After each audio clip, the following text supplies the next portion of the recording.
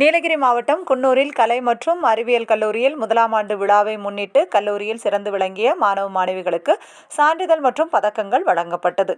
நீலகிரி மாவட்டம் Coonoor tent hill பகுதியில் கடந்த ஆண்டு முதல் முறையாக புதிதாக அரசு கலை மற்றும் அறிவியல் கல்லூரி துவக்கப்பட்டது. இந்த கல்லூரியில் தற்போது 80 பேர் பயின்று வருகின்றனர். கல்லூரியின் முதலாம் ஆண்டு விழா இன்று கோலாகலமாக நடைபெற்றது. இந்த விழாவிற்கு சிறப்பு விருந்தினர்களாக தமிழக அரசின் கொறடா ராமச்சந்திரன், மாவட்ட திமுக பொறுப்பாளர் KM ராஜு கலந்து கொண்டனர். கோவை மண்டல கல்வி இணை இயக்குனர் செண்பகலட்சுமி, கல்லூரி முதல்வர் சனில், அறக்கட்டளை தலைவர் அமிர்தராஜ், லிங்கன், அரசு மேல்நிலைப்பள்ளி தலைமை ஆசிரியை மார்க்ரெட் முன்னிலை வகித்தனர். தொடர்ந்து கல்லூரி மாணவிகளின் பரதநாட்டியம், தோடர் பழங்குடியின மக்களின் பாரம்பரிய தோடர் நடனம் இடம்பெற்றது. விழாவில் அரசு கொறடா ராமச்சந்திரன் பேசும்போது, சமவெளி பகுதிகளுக்கு சென்று மாணவர்கள் கல்வி பயில சிரமப்பட்டு வந்த நிலையில் தற்போது குன்னூரிலேயே அரசு கொண்டு வந்த இந்த கல்லூரியில் பயின்று பல்வேறு விளையாட்டு உள்ளிட்ட போட்டிகளிலும் கலந்து கொண்டு மாணவர்கள் சாதனை புரிய வேண்டும் என்று கேட்டுக்கொண்டார்.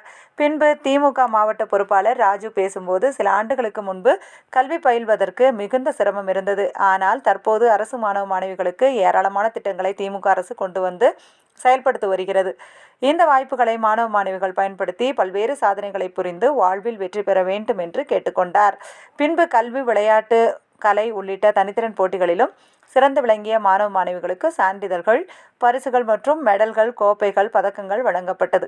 இந்த நிகழ்ச்சியில் செல்வம் சிட்டி நிர்வாக இயக்குனர் ஃபாரூக், சந்தீப், பாலாஜி மற்றும் பொதுநல அமைப்புகளைச் சேர்ந்த ஜெபரத்தினம், லட்சுமி, நாராயணன், பெற்றோர் ஆசிரியர் கழகத்தினர் கலந்து கொண்டனர்.